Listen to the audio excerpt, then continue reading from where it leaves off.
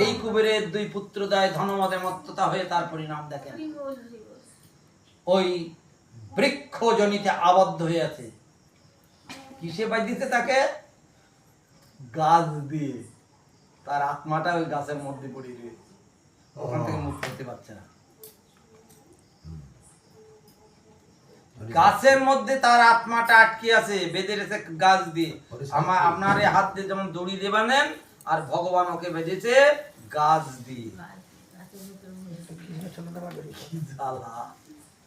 তাই সে ভগবানকে প্রার্থনা করছে, হে গোবিন্দ, তুমি তোমার প্রেম রজ্জু দিয়ে মা যশোদা বেঁধেছে আনন্দ সত্তা দিয়ে, আর আমাকে বেঁধেছে অভিশাপ।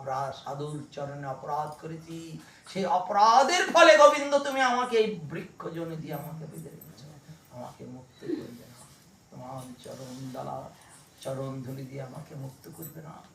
আর তুমি যদি আমাকে মুক্ত করো, তোমাকেও মুক্ত করবে ভগবান। তোমার ভক্ত তোমাকে মুক্ত করবে। এই বন্ধন থেকে আমাদের মুক্ত হতে হবে। ভগবান কুবেরের দুই পুত্রদ্বয়ে প্রার্থনা চিন্তা করছে, তোকে মুক্ত করব। তখন নারদের কথা মনে পড়ল। যখন নারদ তাকে অভিশাপ দেয়, তখন তারা তার নারদের চরণ করে গেল। সাধুর রাগ জলের দাগ। যারা প্রকৃত ভগবত ভক্তি লাভ করেছে, যারা প্রেম ভক্তি লাভ করেছে, টেম্পার তার হট করে হয়।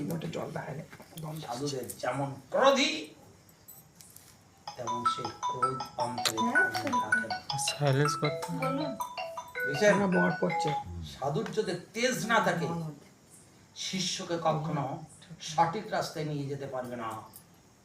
তেজিয়ান থাকবে, ব্রহ্ম শক্তি প্রভাব থাকবে, পৃথিবীর তেজ, তার সঙ্গে ক্রোধ আসতে পারবে না। আর যদি বলে জল উঁচু, জল নিচু, জল নিচু, ওর দ্বারাই কখনো সমাজের কল্যাণ হয় না। তার এটা রাগ না, তার স্পিরিট ব্রহ্ম তেজ পর। সাধারণ লোক মনে করে সাধুদের এত রাগ। দুর্বাসা ঋষি কি সেই ক্রোধান্বিত, সেই ক্রোধের ভয়ে স্বয়ং ভগবান পর্যন্ত ত্রাস্ত হয়ে উঠত। ক্রোধটা নয়, ক্রোধ করা ঠিক নয়, ক্রোধটা পাপ। তবে পর অন্যায়ের প্রতি প্রতিবাদ করার মতন পাওয়ার যদি না থাকে, অন্যায় করলে হরে কৃষ্ণ আমাকে কিন্তু বলে এই যে মানে ভীরু কাপুরুষ বস্তাচার, এই সাধুর দ্বারাই জগতের মঙ্গল হবে না।